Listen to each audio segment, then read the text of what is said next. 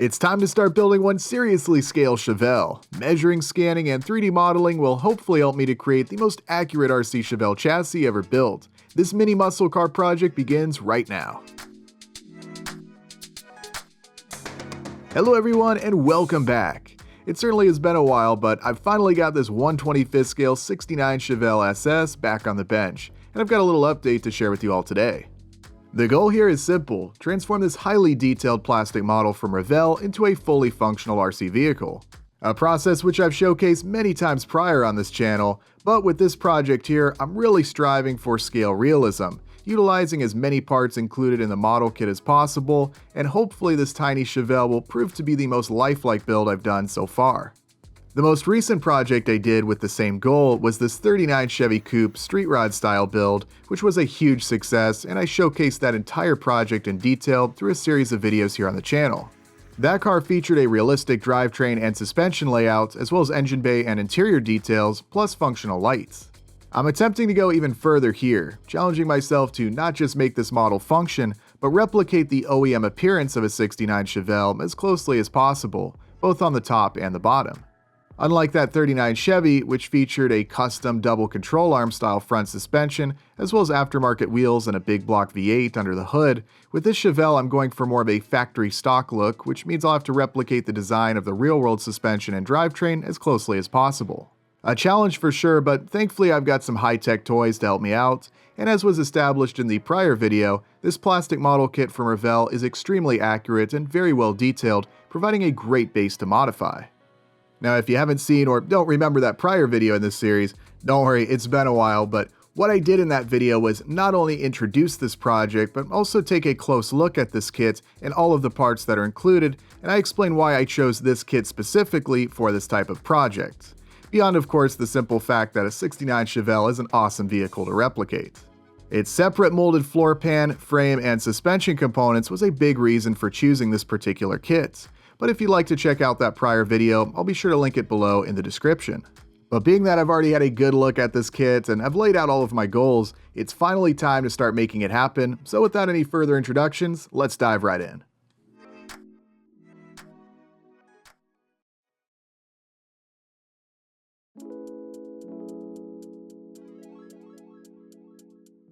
The 69 Chevelle, like most American cars from this era, featured a pretty simple drivetrain and suspension design that shouldn't be too difficult to replicate in the form of a functional RC model in 1/25th scale. I'm sure before too long I'll be attempting to replicate something more complicated, but nothing too complex here with this project. It's really more a matter of trying to get the appearance at least somewhat close, as well as integrating everything in a way that requires as minimal modifications to the parts included in the model kit as possible. Just as I've done with many prior projects, I'll be using one of our MA10 rear axle assemblies. This true 1/25th scale axle design is ideal for these super scale plastic model to RC conversions, with its proportions and footprint not differing that much from the axle housing included in this kit. Obviously, when you're trying to do a project with levels of detail such as what you see here, you really need true to scale drivetrain and suspension components. Most of the off-the-shelf micro RC parts aren't going to be the correct size for a build like this, even if advertised as being 1/24th scale. How this project will differ from prior ones though is that the Chevelle uses a 4-link and coil spring rear suspension, rather than leaf springs like on that 39 Chevy Coupe. This suspension setup was used on many mid-size and full-size GM cars during this era, with this setup in the real world offering a number of advantages over the more traditional leaf-sprung rear suspensions, which were still commonly used on passenger cars during the 1960s. The control arms offer plenty of movement, while their triangulation keeps the axle centered and prevents axle wrap, even without the use of a panhard bar or torque arm. From the perspective of a model builder, I think this is a slightly more difficult design than the leaf springs, but thanks to this very accurate model kit, there should be plenty of room up above the axle housing to fit some tiny upper links, but they're going to have to be pretty small. Up front, there's a double control arm front suspension with the springs sitting between the lower control arms and the frame. A very basic design that would be used on many GM vehicles for many years and will be quite easy to replicate with this model. Our FC01 front suspension and steering assembly is the same basic double control arm design. However, what I would like to do with the Chevelle is create some control arms that look more like what you would see from the factory, hopefully matching the general size, shape, and mounting locations. This FCO1 is a little more like having tubular control arms or a Mustang 2 style front suspension like you might see on a race car or hot rod. Obviously nothing wrong with using this setup on this Chevelle. It would certainly work and look pretty good too. As you may recall, I integrated this front suspension design onto that 65 Shelby GT350, which was very easy to do. But being that I want to try and get something that looks more like the OEM front suspension, I don't want to just graft this FCO1 design onto this frame. I want to do something that hopefully better replicates the look of the real thing. At least I have a plan B if what I want to do doesn't work out. All I'd have to do is mount this assembly onto the frame and it would work just fine. As far as the steering setup, I'll have to see what I can do there. This steering servo that I have here is pretty small by RC standards, but it's quite large compared to how big the steering box would be on this car. I went with a simple but not super authentic design on that 39 Chevy. I could probably do something a little bit more accurate here, but I have a feeling there's going to be some compromise when it comes to replicating the exact layout of the steering links here.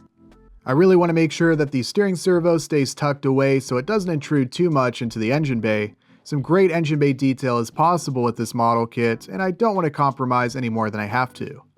Those are really the hard parts of this project though. The N20 motor can just be installed roughly where the engine or transmission would be, and then all of the tiny electronics and battery can just be placed in the fuel tank, trunk, or wherever else it's most convenient.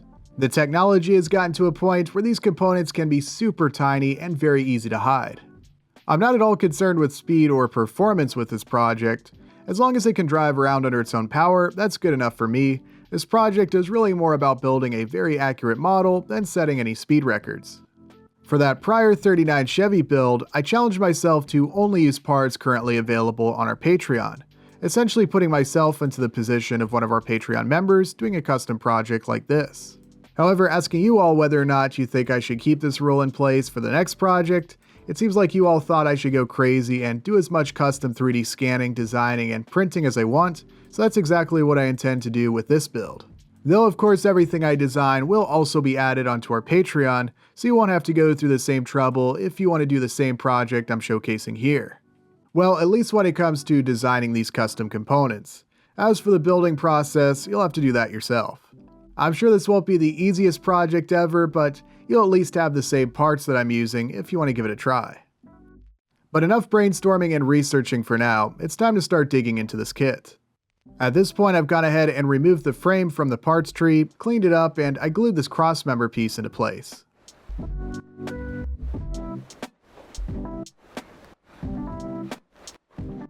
I'm sure some modifications or even removing this piece entirely may be necessary at some point, but for now I want to have it here and I'll see what I can do to work around it.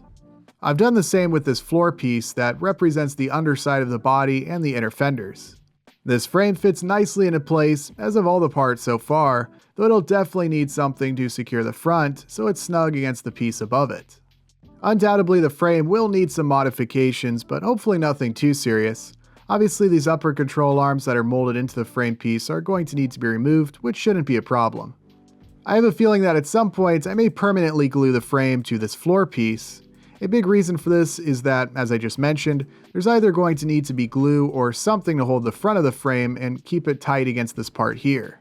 And then another reason is that I plan to mount the receiver and ESC in the trunk or gas tank area, much like I did with that 39 Chevy Coupe project.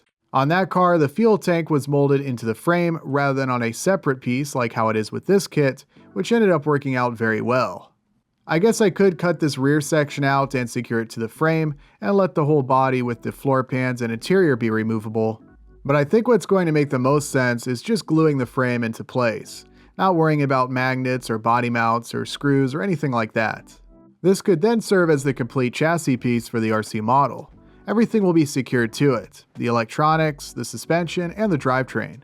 The only exception would be any functional lights for the body, which I can connect via a small connector, which of course could be disconnected and allow the body to be fully separated, or I can even power the lights with a different power source, again like I did with that 39 Chevy, so the wiring there is completely separate. If I need to get access to the chassis for maintenance, hopefully the body can be slid off without too much trouble. I'm pretty sure that'll be the case. Obviously it's going to become a bit more difficult with the bumpers installed, but I think it'll still be doable. It's possible that the chassis might need some, hopefully minor alterations to allow the body to be removable. I'm not too worried about that though. It's always very important to be thinking ahead, not just focus on slapping in that RC axle and motor, but also constantly thinking about how the whole car is going to go together, how things are going to be made serviceable, stuff like that. You know, I've said it before, but I think a lot of other people who do these types of projects would agree. A lot of time is simply spent staring at a project, doing some measurements, mocking things up, and brainstorming ideas. There's a lot of planning involved before you can ever start putting stuff together, as ideally you want to put something together once and not have to take it apart a million times, especially when you're working with hardware this tiny. I want it to be serviceable enough to where if something needs to be replaced or repaired, I don't literally have to rip the car apart or break anything to access it, but obviously some compromise will be made to ensure that it's as accurate of a model as possible. The detail, accuracy, and fit and finish of this kit is really impressive and was one of the main reasons I chose it. Having the frame being a separate piece and not having things like the axle or suspension being molded in as one or only a few pieces makes doing an RC conversion like this a lot easier. This is kind of an extreme example here, as this chassis piece comes from a snap kit, but notice how much more difficult it would be to add functional components to a chassis where everything is just one molded piece. To give credit where it's due, it does have some nice detail, but to cut out everything and fit functional drivetrain and suspension components wouldn't make any sense here. You'd be way ahead to just 3D print an RC chassis like an FFR SC1 or FPU-C1 and simply mount the body on top, as I've shown in many prior projects. Just something that I feel is worth pointing out if you're looking to take on a project like what I'm doing here. The model kit you choose really does make a huge difference, and you want to look for something like this, where a lot of components are separate pieces, and there's plenty of depth around the rear axle, just like there would be on the real car, so the suspension has some room to move. Also, just like when you're building any model, well-molded and well-fitting parts certainly helps the project go a lot smoother. Any areas that need a little bit of work, such as what you see here, should be taken care of early on.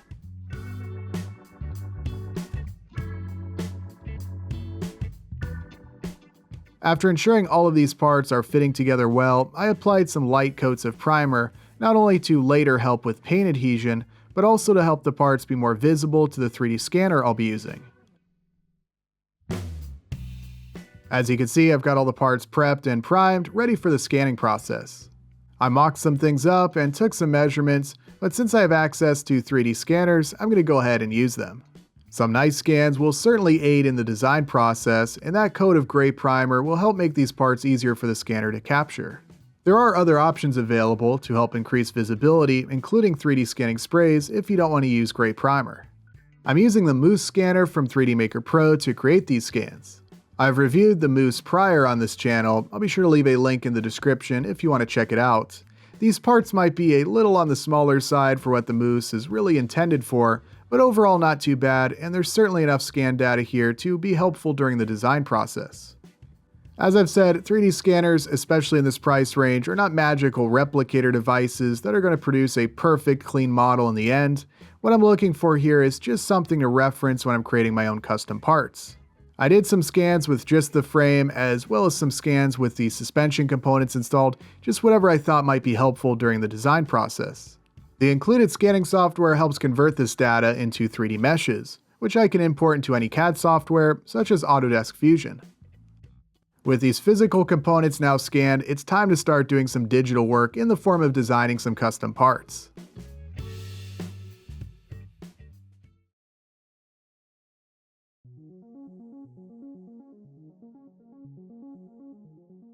With the digital copies of these physical parts now created, I imported these meshes into my CAD software and began designing the necessary drivetrain and suspension components, starting with the rear axle. While we have a variety of MA10 rear axle housings available, as well as a steerable version which is still currently a work in progress, which I've showcased in some prior videos, I decided to modify this design a bit to better match the axle housing included in the model kit. Mainly by positioning some of the mounts for the upper and lower links, and lining up the position of the coil springs so they'll roughly be where they would be on the real car. Much like I was talking about earlier with the FC01 front suspension, it's not like the pre-existing MA10 axle housing pieces we have available currently wouldn't work. It's just that a bit more modifications to the model kit may be necessary, and the appearance might not be quite as accurate.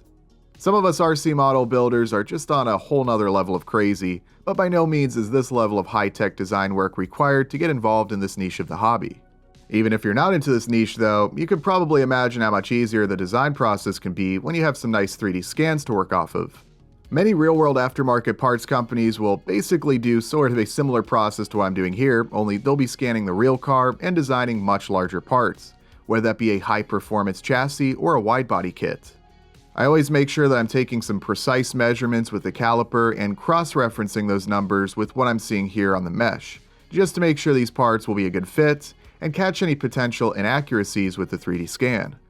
Obviously, I can't make these parts that I'm designing here too tiny as they won't be able to be 3D printed, at least with the consumer-grade machines I have access to here in the shop. As crazy as I might be, I still didn't go to the absolute limit when it comes to detail. While the general appearance of this axle and suspension is fairly similar overall to what you'd see on the real car, some of the finer details aren't present here. When you're working with parts this small, some of those finer details wouldn't really show up on the 3D printed parts, and it would take quite a bit more time and effort to try and achieve a greater level of detail than what I already have here. Sort of a law of diminishing returns type of a situation, if that makes sense. Now, despite not using the FC01 front suspension as you see it here, I am still reusing a few parts like the knuckles just to speed up this process. The upper and lower control arms, however, will be custom designed for this project to try and get something at least fairly similar to how they look on the real car. Again, some compromises have had to be made, and it's not like I'm going to spend hours upon hours replicating every little detail, really just focusing on, well, first and foremost, designing parts that work, and then getting the general appearance right. I'm using Autodesk Fusion to design these parts, as I have for many projects prior. I've been using Fusion for well over 10 years now, so it's what I have, it's what I know, and originally it was free for hobbyists. I have no idea if that's still the case though. I know there are definitely a variety of free CAD software options available, however I don't have any experience using them, so if you're interested in getting into 3D modeling like this, you'll have to do some research and decide what you think is the best option. I have used Blender for some projects, which is free and open source, but that's not really optimized for a mechanical design like this. It's certainly possible to use Blender to create mechanical parts which will be 3D printed, but certainly not ideal, at least not without some plugins. That said, all of these parts I'm designing here will be posted on our Patreon for all of you to 3D print and use for your own projects. Obviously, these are very much tailored to these specific 1/25th scale Revell 68 and 69 Chevelle model kits.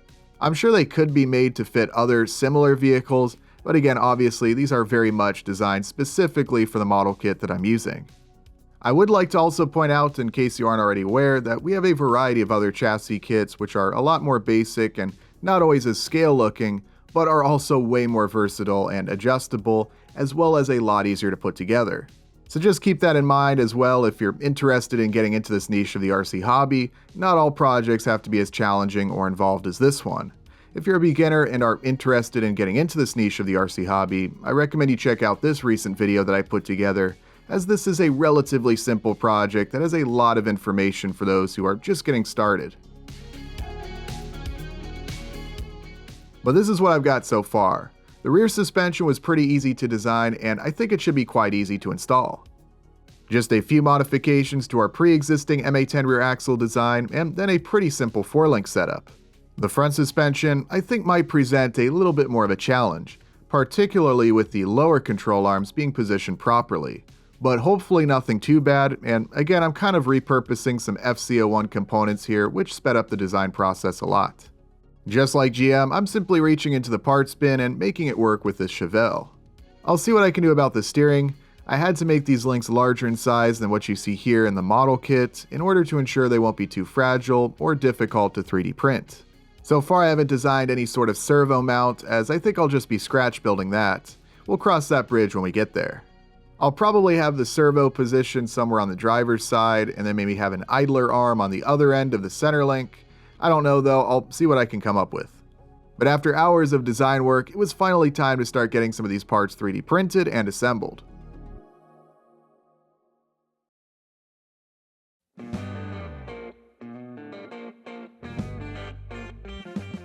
It's now time to get back over to the bench and do some more assembly on the Chevelle. Obviously, with a project like this where I'm going for as much scale realism as I can, I want to use the wheels and tires that are included in this model. You got two great looking wheel choices, both the Magnum 500 and Chevy Rally wheel designs. Honestly, it's kind of a hard choice, but I'm going to go for the Magnum 500 wheels, and of course they're going to look great with those pad printed Firestone tires, another great inclusion to this kit. I went ahead and got all of the parts for the wheels removed from the tree and did any necessary trimming and sanding. Later on in the build, I'll be painting these wheels just like you'd expect, but for now I wanted to put them together and figure out if any modifications to allow these wheels to fit the RC chassis are going to be required. Both the front and rear axles will be an M2 thread, and look at that, another one of those moments where it seems like these parts were made for an RC conversion. Those holes must be a little under 2mm in size as they are a snug fit when threaded onto the axle. Maybe a little glue or some mild adhesive will be necessary, but these wheels are going to work great with seemingly no modifications being required. I went ahead and cut a section of M2 threaded rod just long enough so that the rear wheels will be the correct distance apart to fit the body. I don't want the wheels to sit too far in or too far out, just a little bit tucked into those fenders so the wheels can have some room to move up and down with the suspension and they match the appearance of the real car. From the outer edge of each tire, I think something around 71 or 72mm looks pretty good. Before too long, some of the parts that I designed earlier had been printed and were ready to be installed. Now I'm focusing on the rear axle and the suspension today. I'll be tackling the front end in the next video. As you can see, with these parts being so tiny, I SLA 3D printed every part in resin except for the upper and lower links. These were FDM 3D printed using a small size nozzle and white PLA. Those parts were pretty simple, so I figured I'd go ahead and just FDM print them. That way, if they're a little too short or too long, I can quickly print a set that are the correct length. They also have the advantage of not being as brittle as the resin. They turned out looking really nice, as did the high detail SLA 3D printed parts, just as expected. After a little post-print cleanup, it was time to go ahead and put together the rear axle. On our website, we sell a kit with all of the non-3D printable hardware, bearings, axle shaft, and gears. All you have to do is print any housing pieces or suspension links that you'd like, and then assemble the MA10 axle. High-strength brass gears are available, but are more expensive. I just went with a set of resin gears here, as I'm not going to be doing any hard acceleration or high-speed rough driving with this car, so the resin gears will be fine, and I'd rather save a few bucks. There's maybe something to be said for going with the high-strength option on a car that's not exactly going to be very easy to take apart and work on in the event of damage, but again, I'm really confident that these resin gears will be just fine, as long as I don't drop the car or crash it. But with any car that's this detailed, crashing or dropping it is more than likely not going to be without consequences. You can only make parts this small so strong. I actually ended up shattering the front axle housing piece trying to install one of the bearings. Yeah, don't get impatient and just hammer it in there like a caveman.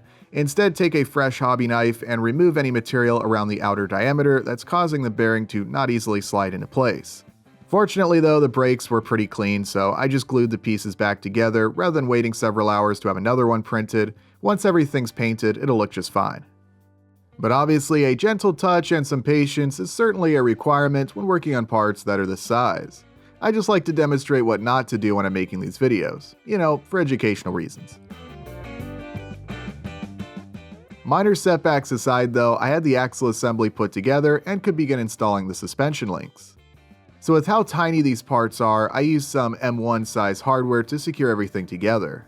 I carefully drilled out all the holes on the black resin parts to be a little over 1mm in diameter, and then threaded the hardware into the white suspension links. That hardware and the suspension links are secured together, and the slightly larger hole on the black resin parts allow the links to pivot. I snugged up that hardware just enough so that they're not too loose, but not too tight to where they don't move. I also glued on a couple of rare earth magnets, roughly in the position where the shocks would mount on the real car.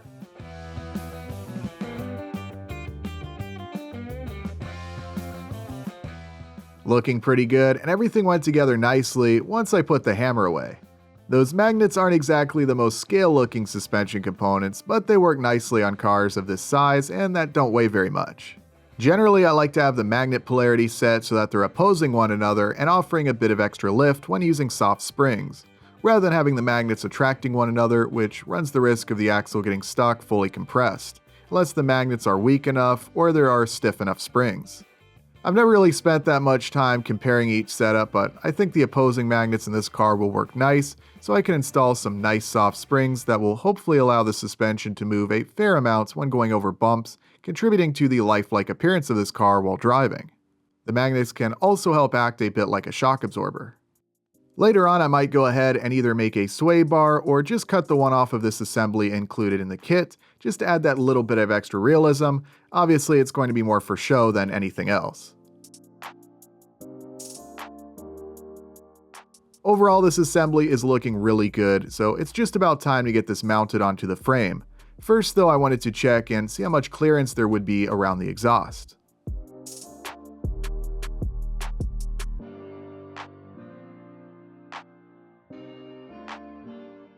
Initially, I was pretty confident that some modifications would have to be made to the pipes that go over the axle.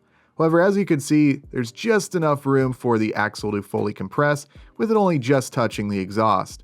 A real testament to how scale this RC drivetrain really is. I guess maybe I could do a little bit of sanding or bending in some spots, but really I don't think the exhaust needs any serious work for everything to fit. So I'll just go ahead and get it glued into place, making sure that this assembly is aligned as close to perfect as I can get. I did have to remove a little bit of material from a few spots on the frame where both the upper and lower links are supposed to mount to the frame, but nothing more than that was necessary to have enough room to get everything mounted.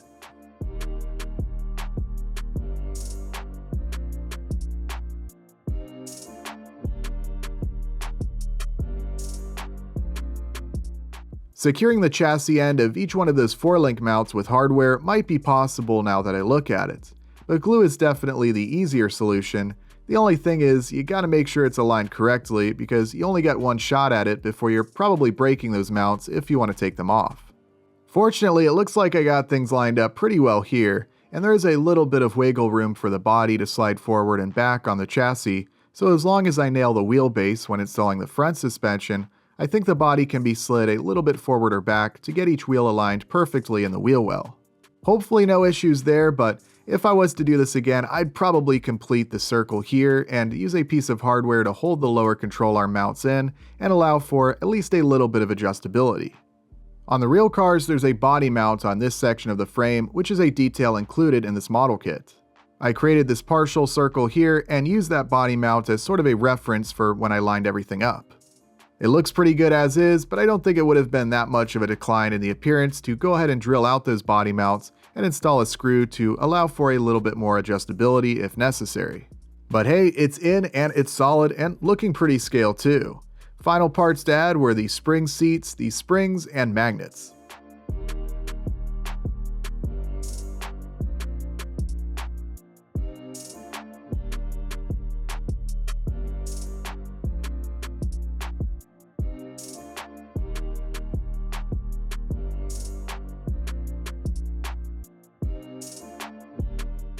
What can I say? Everything is looking and working just as it should, and it even looks like there'll be enough room for the drive shaft and drive shaft socket in this area here, possibly meaning that no modifications to these areas will be required.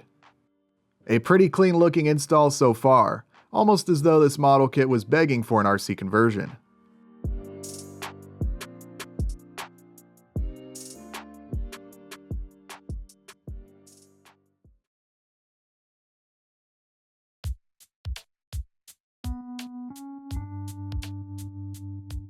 Talk about a strong start to a build, though of course there's still much more to do. Yeah, I know I could use a sway bar back there and those relatively large magnets aren't the best look, but aside from that, it's really a nice looking rear suspension setup that's very similar to what you'd see on a factory 69 Chevelle. So far it doesn't look like it would be too terribly difficult to remove that axle to perform any necessary maintenance or repairs, but I'm hoping that won't be necessary, at least not anytime soon. Some 3D scanning, careful measuring, and some 3D modeling has resulted in a nice looking setup here. It'll be interesting to see if it's a similar scenario with the front suspension. I often find that it takes much longer to put stuff like this together than working with larger scale vehicles. I really find myself needing to take some breaks from time to time, as hardware of this size can really test your patience. I also have to lay off the caffeine well in advance of working on these tiny parts. It might not seem like a lot, but just getting to this point here took quite a bit of time. A good clean workspace and a magnetic mat such as this one from CowRC certainly helps. The process of installing the front suspension and getting the motor mounted should be interesting. I've already gotten started on that process, but I'll be including all of those details in the next video in this series. Like with that 39 Chevy build prior, I'm really trying to cover this process in a lot of detail for anyone interested in doing something similar. As always though, feel free to send a message if you have any questions about anything specific that I've done so far. I promise I'll try to make it so it's not another year or two before the next update comes out, but be sure to like and subscribe if you want to stay up to date with this project, and of course all of the other cool RC projects I'm working on as well. That's going to be all for today's update though. As always, be sure to check out our Patreon if you want to give yourself access to the STL files that I use for these projects. A huge thanks to everyone over there for your continued support and helping to make these videos possible. Also a huge thanks to all of you for watching. Lots more cool stuff on the way, so be sure to stay tuned.